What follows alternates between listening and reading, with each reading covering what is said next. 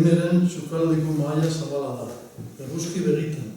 Algare baten antzat zirudien, ala diot, kurtxileriaren marratik arantz lerratu haren.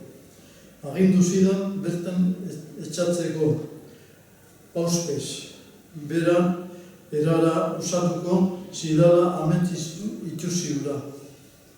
Ipur mamietan pa eman zidanerako neure zauriari piko egin nion berriz, amu berberiarekin. Ez nuke nahi hau azken aldea izaterik, kalma zeratzen zidan. Ez dago zertan, ekina naiz baina.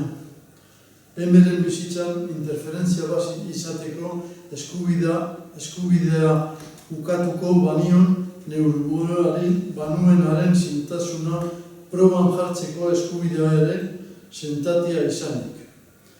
Zuk ere nauzu behar, geurea usten baduzu eta berak isildu zaitez, ez dago zertan.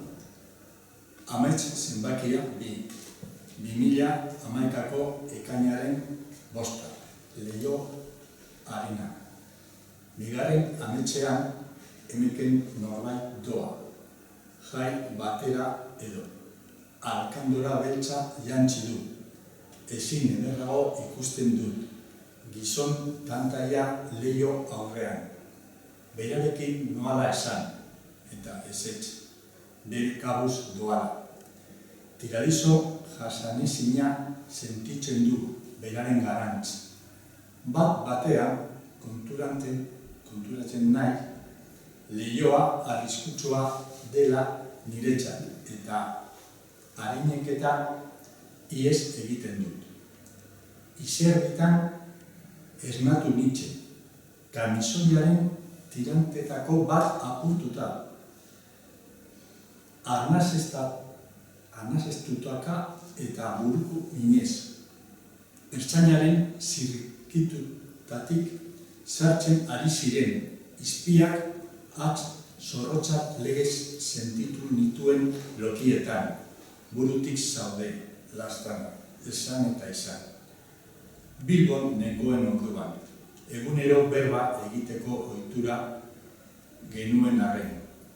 Emeken ez zidan deitu gau hartan, ez bezperakoan, ez da urrengoan ere.